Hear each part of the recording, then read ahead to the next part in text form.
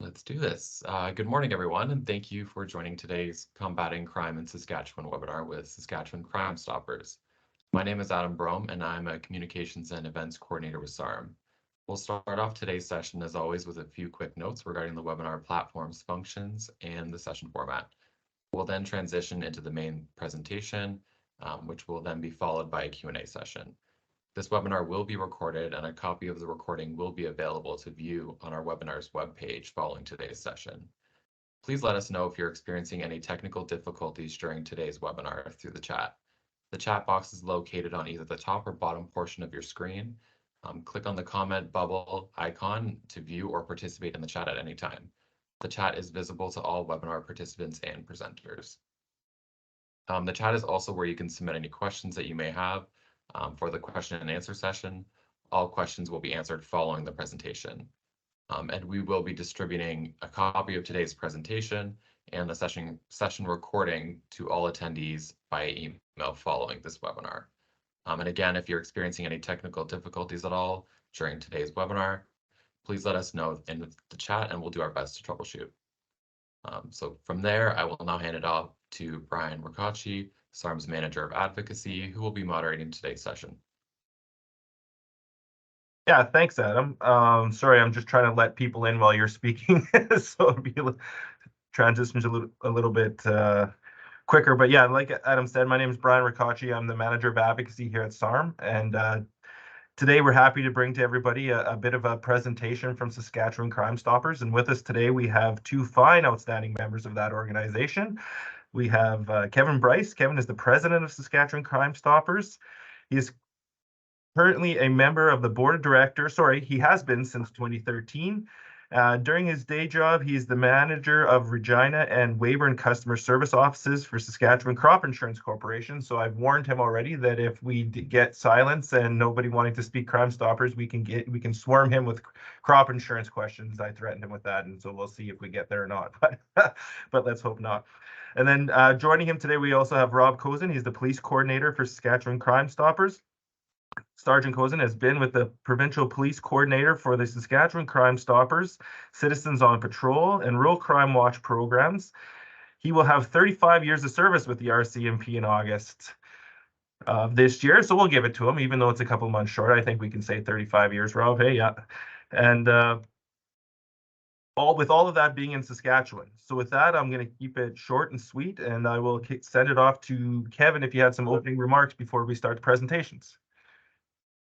Great. Thanks, Brian. And thanks to everybody for joining us today. So as Brian said, my name is Kevin Bryce. I'm the president of Saskatchewan Crime Stoppers. So on behalf of the Crime Stoppers Board of Directors, I want to thank you for joining us. And whether you're joining us today to get some more information on the program, maybe have some questions, or to better understand, how we can, support your community or municipality.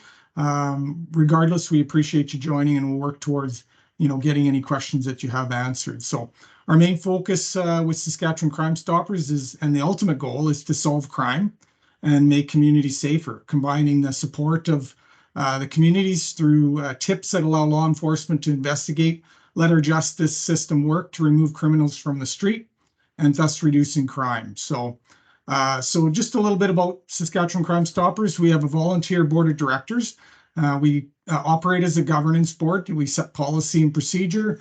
We manage the budget, oversee fundraising, and then work with our coordinator, Sergeant Rob Cozen, on the education and promotion of the program through events such as this, and then assist at other events and trade shows when able to. So Saskatchewan Crime Stoppers has had a long and successful partnership with the RCMP. We're very fortunate to have our police coordinator, Sergeant Rob Cozen, and assistant coordinator, Wanda Silzer, and they manage the day-to-day operations of the program. So things like the tip process, administering the website, our Facebook page, and in general, being the face of the program at many events, trade shows, meeting with community leaders, and providing presentations to bring awareness and education for the program. So I want to thank Adam and Brian and the joint efforts of SARM and SUMA to set up this event. Because we have such a large coverage area in the province, essentially we cover in the area outside the jurisdiction of other Crime Stoppers programs, that being Regina, Saskatoon, Moose Jaw, and PA. It is a challenge to physically attend all events. We would like to meet with community leaders and provide information about the program, but a forum such as this does allow us the opportunity to still get the information out, provide the awareness, and take questions and suggestions on how we better can serve your community with our program. So we are proud of the work that we do and very thankful to all our rural and urban municipalities that provide financial support through donation to the program, both presently and in the past. These donations are crucial to keep the program operating, as our stream of revenue to operate is through volunteer donations and corporate sponsorships.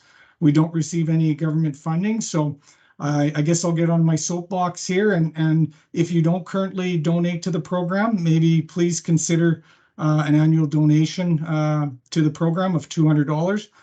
Such we can then provide some signage to your community, other promotional materials to assist in the awareness, and then we can arrange to meet with your community or municipality, work with you to ensure that we have done what we can to address crime in your area. So again, thank you for joining, and I'll turn it back to you, Brian.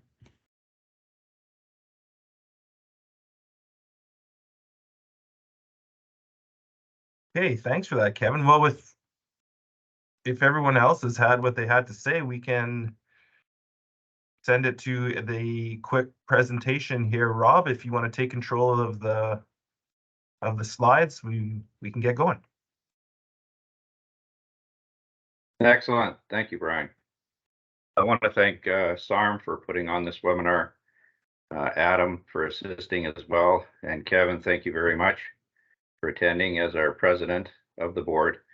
Many of you over the last 10 years that I've been doing Saskatchewan Crime Stoppers have met me either at presentations that I've done or town council meetings or at the SARM trade show, usually is where you'll see me. I don't know if any of you have seen my presentation.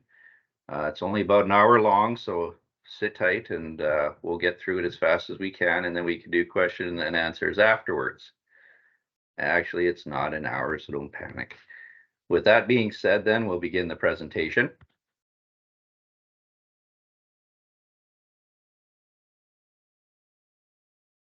Again, I've got 35 years. I've worked in Swift Current, Wollaston Lake, Rosetown, North Balford, Regina, and presently community policing and Crime Stoppers.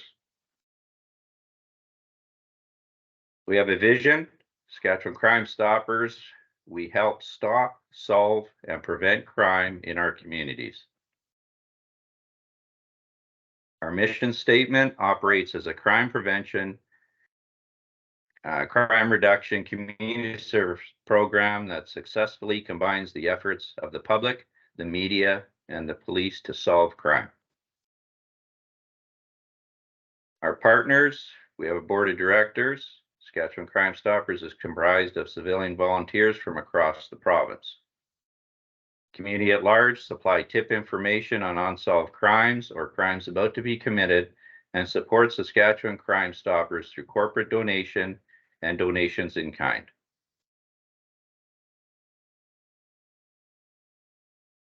Our media carry our promotional messages, assist in crime reenactments, and publish information about unsolved crimes.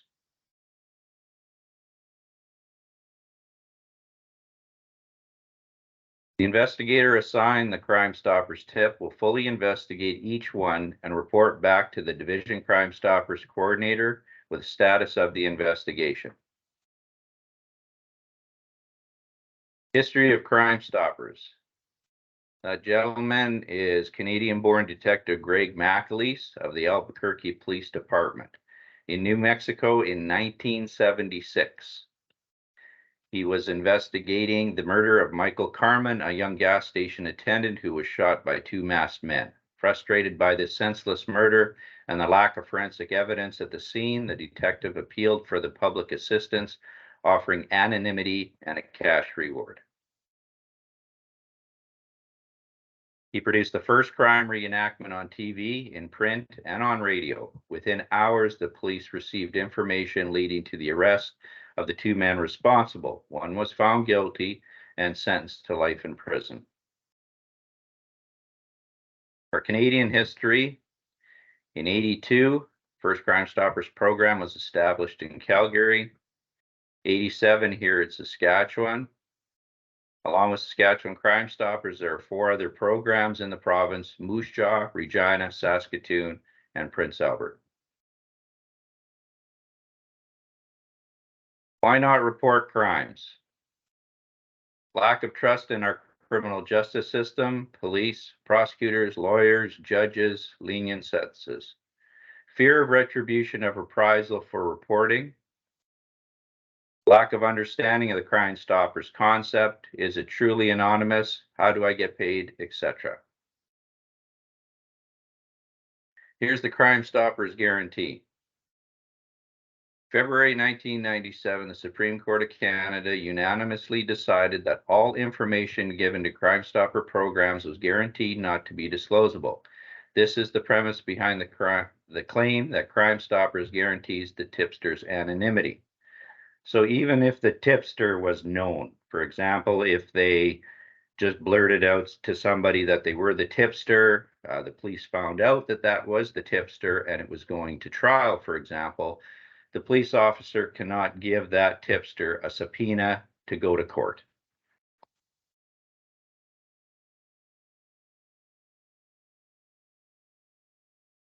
Callers will not be asked to reveal their name or personal details.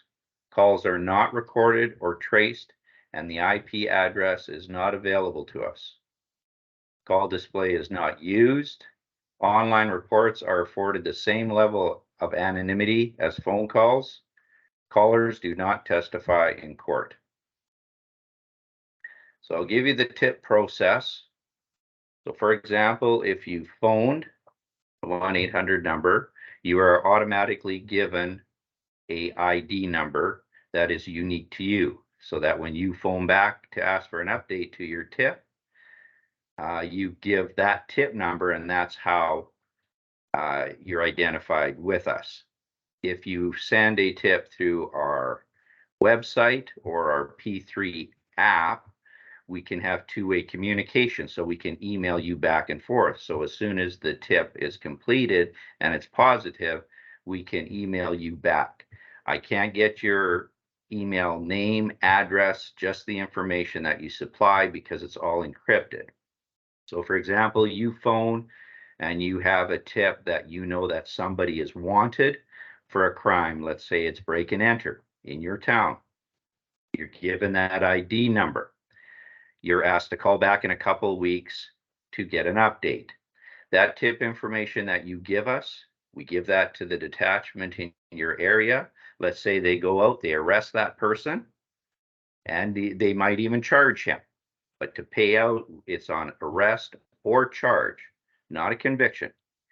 So the police go out there, they arrest the person, they contact us and tell us that that tip information was positive. It led to the arrest of that person.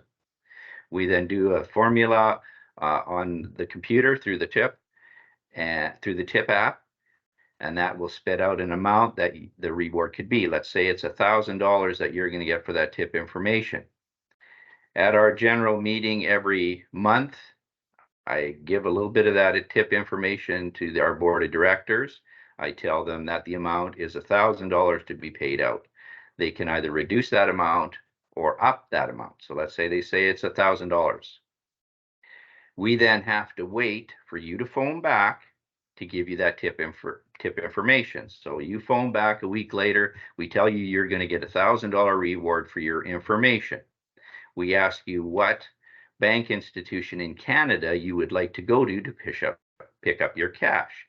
You might say, well, I'm going to be in Regina. I'll go to the TD Bank on Dewdney Avenue, November 18th. So what we do is our accountant will draw up a letter and a check for $1,000. He'll send that letter to the Toronto Dominion Bank on Dewdney Avenue with instructions to cash that $1,000 check, put it into an envelope with your ID number on it for the bank manager, and that you'll be coming in there November 18th to pick it up. You walk into the bank November 18th, ask for the bank manager, tell him you're here to pick up an envelope with that ID number. Let's say it's number 100. He then goes, gets the envelope, gives it to you. You walk out of the bank. You don't leave your name, address, what you had for lunch, shoe size, nothing. And then you've got that cash in that envelope. And don't worry about having your picture taken in the bank or anything like that. It's hard enough for police to get video of that transaction rather than, let's say, the bad guy. And that's the tip process. And again, if you were to have emailed that tip information to us, I could contact you right away via the email to tell you that you're going to be getting a $1,000 cash reward. So that's basically the tip process in a nutshell. Hopefully that wasn't too confusing. We receive tips on wanted or missing persons, homicides, drug trafficking, human trafficking, terrorism, school crimes and bullying, child abuse, and SGI fraud claims.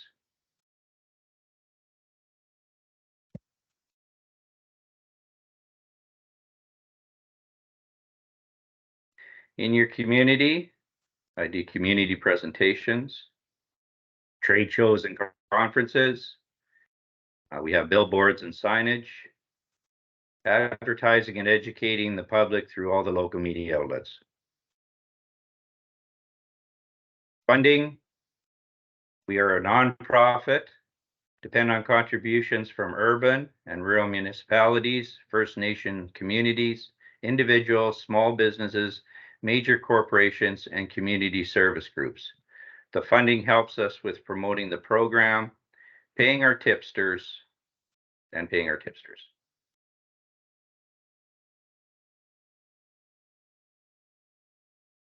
Our revenues, those are corporate sponsors, SGI, SaskTel, Sask Crop Insurance, SUMA, MySask 411, Kinsman, Pasqua First Nations, and SARM.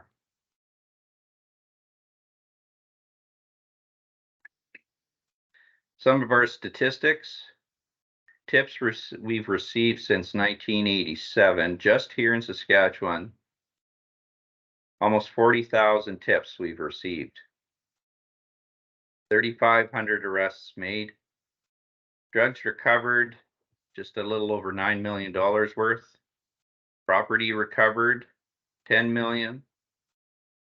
For a total recovered of $19.5 million, and that's just in Saskatchewan from Crime Stoppers tips.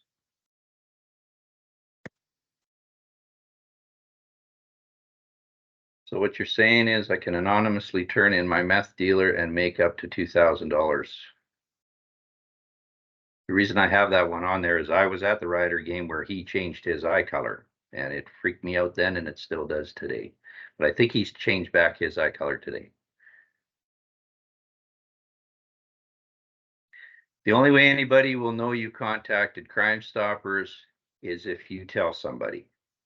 And that's how Saskatchewan Crime Stoppers or Crime Stoppers throughout the world where those programs are have kept going because of its anonymity. You can contact us or myself through my cell number. You can call Crime Stoppers direct 1-800 number, go online, or use the P3 app.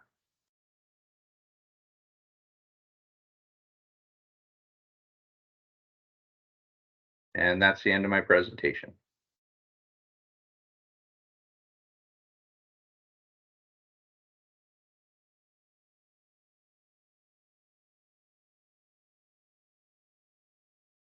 Okay, thanks for that, Rob. So since we're at the end of the presentation, we can open it up to questions.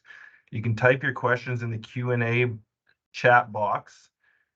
And Rob, I don't know if you can see those chat box, or would you like me to just read them out to you as they come in? Let's see here, chat.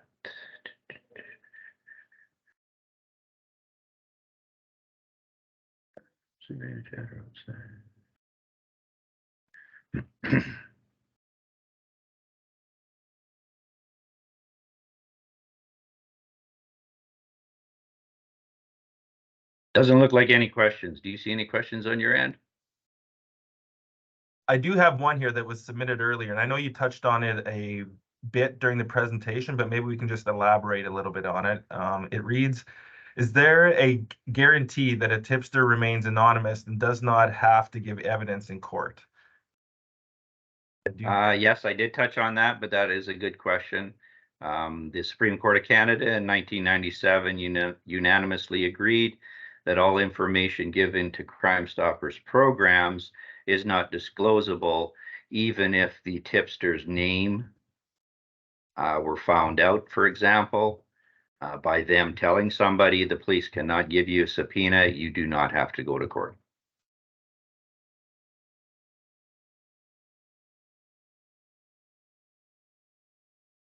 One other question that I sometimes get is, I will tell people that the crime does not have to be advertised for them to call Crime Stoppers. They may have, let's say, somebody living on their street that they assume is selling drugs, or they know that somebody is about to commit a crime or has committed a crime, but it hasn't been advertised. They can call Crime Stoppers as well on that one too.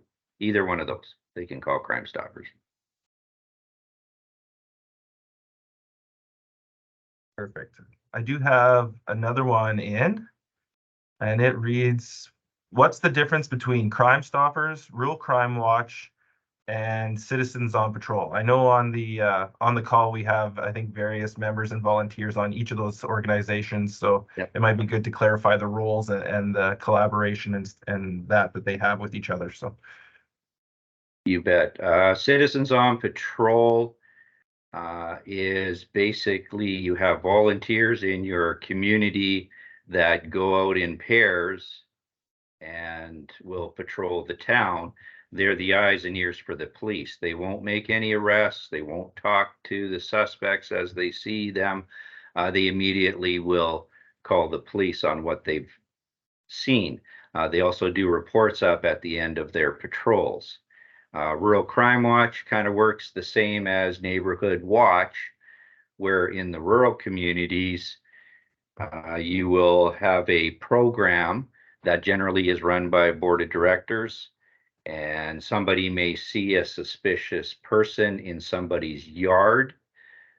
They will immediately phone the police when that happens, or they will use what we call as WhatsApp, is an app that they will use, so anybody on that Rural Crime Watch committee will be all on the same WhatsApp. So when you put out there that I'm seeing somebody in Jim's yard, he's described as, they'll put that out on WhatsApp. Let's say that suspect then moves to somebody else's yard. They've already seen it on their WhatsApp, and they'll go, oh, he's here now too. We better call the police, and then they'll phone the police. Saskatchewan Crime Stoppers is a anonymous way to report crime. So those are the differences between the three of them. And the app that I'm saying is, it's called P, and then it has a number 3 beside it.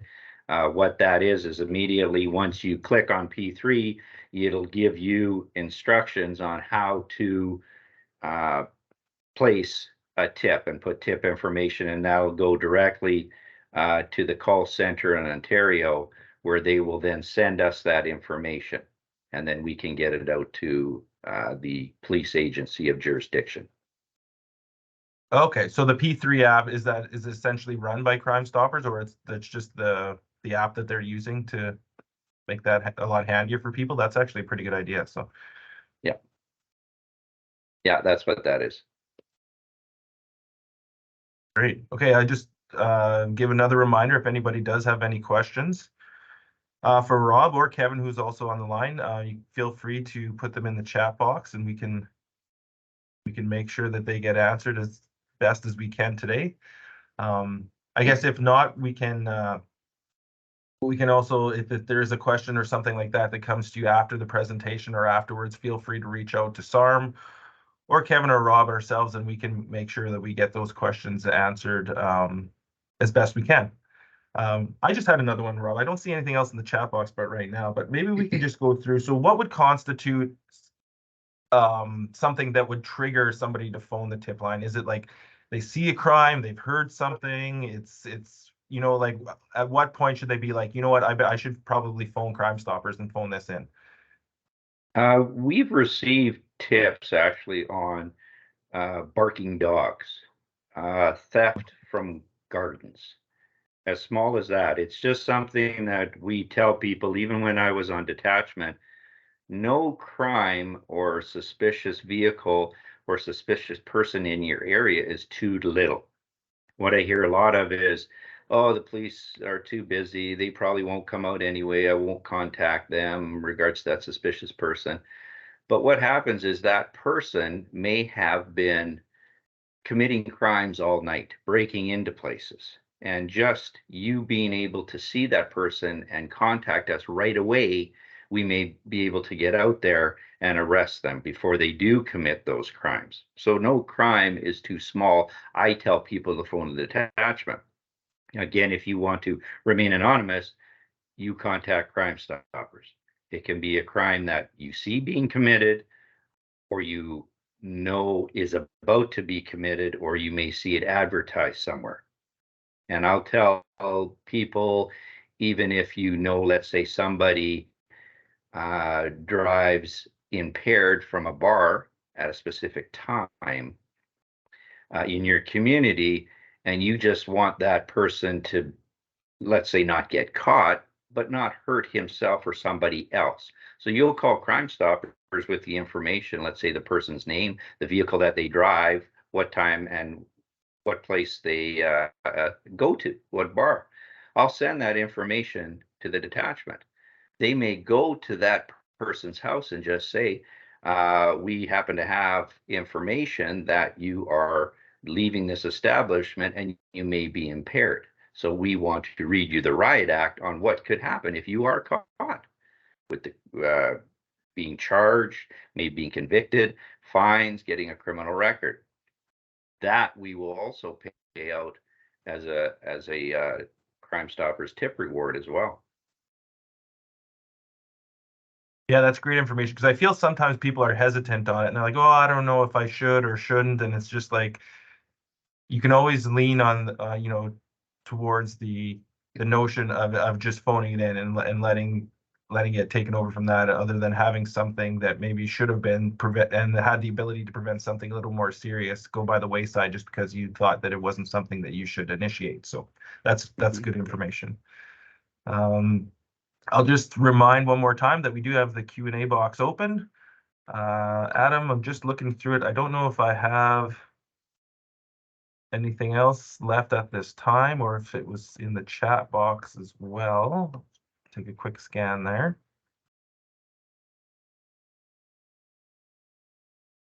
I do have one in the chat box that reads, Rob, how many functions is Crime Stoppers attending in a year?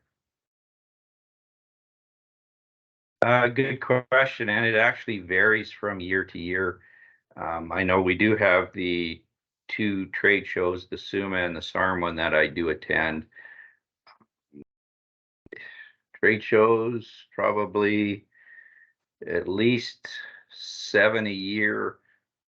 That's not including parades that I also attend. I do have a Crime Stoppers vehicle that I attend parades.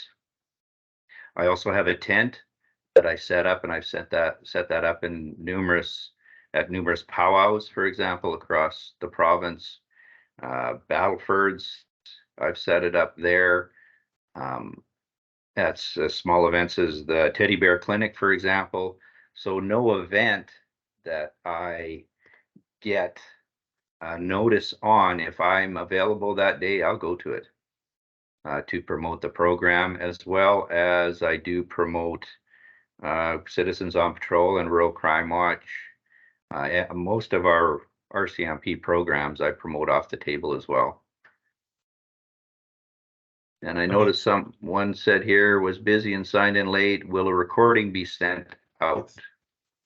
Yes, for sure. The webinar, that's you stole my line from the last kind of wrap up of the webinar, but it will be available and archived on the SARM website. And if you're having troubles finding it, you can just reach out to us at SARM, and we can make sure that we send you the link, and you'll be able to watch this at any time, no problem.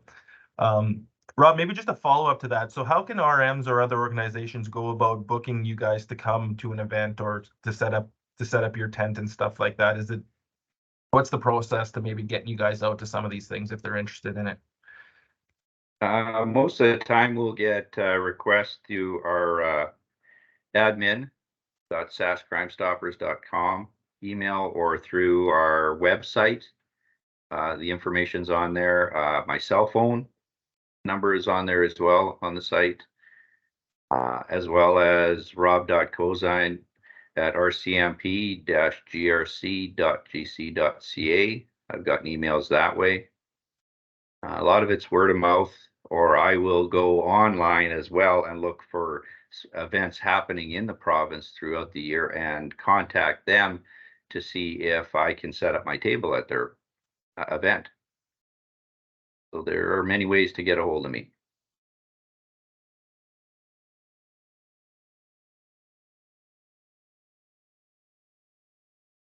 That's great, Rob. Maybe I'll just let people fill in the chat if they still have a chance, but maybe to speak to, is there any, like, what are some of the benefits or perks of RMs being involved in Crime Stoppers and joining the program? Again, like Kevin mentioned at the very beginning, we do have metal signage that they can put up in their communities on different roads, usually the busier ones. I do have cardboard signage as well to put in post office, community halls, in their windows, in banks and stuff like that. For example, I've seen we have bumper stickers that we give to the towns and communities to put on their town vehicles. I've seen them on garbage cans in different communities. They can get our stickers for that as well. And then just to get me out for presentations, I can do a presentation to the town and council, or I've given presentations to the whole community on it as well. Plus adding us to your Facebook page, and I have information that they can put on their Facebook page too for their community members to see and learn about our program.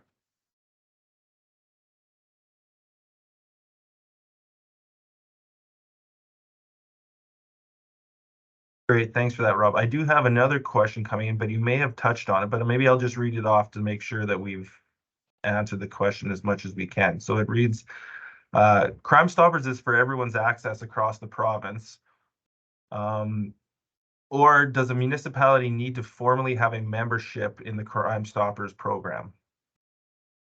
No, they don't need to be part of the membership for Crime Stoppers to be present in their community and for them to use. What we need the funding for, again, as Kevin had mentioned at the beginning, is for the promotional items for the program and to pay the tipsters, because if we don't have money to pay the tipsters, we don't have a program. Yeah, I'll just maybe jump in. Yeah, so there's no formal membership process. And as I mentioned at the beginning there, yeah, if RMs or urban municipalities want to donate, you know, we say $200 is a good starting point. We think it's a reasonable amount. It provides and offsets some of the costs for the promotional items that we can provide to you. But we have some municipalities that provide as little as $50, and if that's what you know, your budget review process allows you to do, then you know we're fine with that. We definitely want to try to engage with our you know, municipalities, both urban and rural across the province, and wherever we can do that with you. Again, it helps when we have some volunteer donations coming in to help operate the program. So.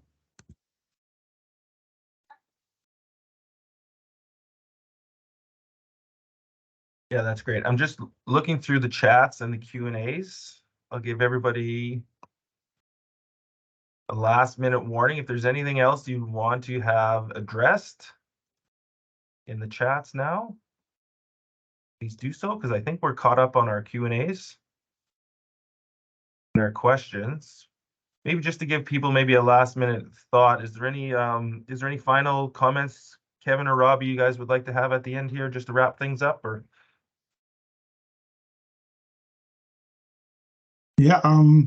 I'll just say I really appreciate those of you that joined us today, showed the interest in our program, and we're always willing to answer any questions. If I don't think my contact information was provided, but I can maybe type it in the chat here. And if somebody wants to reach out to me directly, they're more than welcome to do so. I'll leave my email and my contact phone information as well if people have questions. Okay, and I guess my last comments would be, again, thank you, Brian, Adam, and Kevin, for putting this on. I want to thank all the participants for attending. And I want you to know, from a police point of view, I've used Crime Stoppers as well when I was on different detachments. When the tips would come in and they would come to me as the investigator, I would have to do a little bit of legwork on them. But many of those tips, that information really helped me to solve that crime, or that crime would probably go unsolved. So I was very thankful for any of the tips that I received while I was on detachment. Thank you again.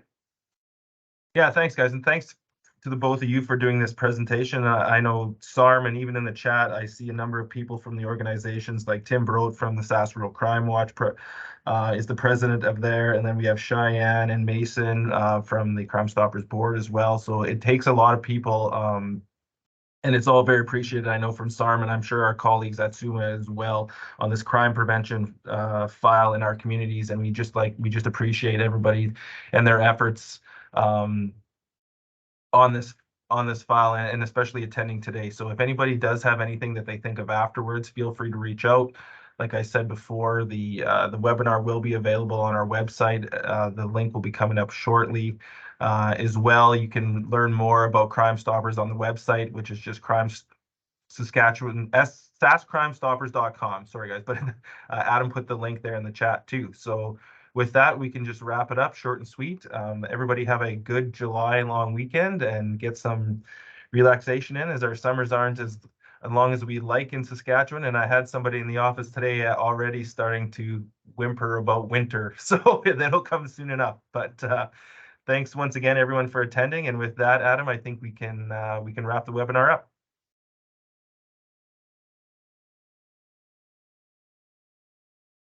Thanks, everyone.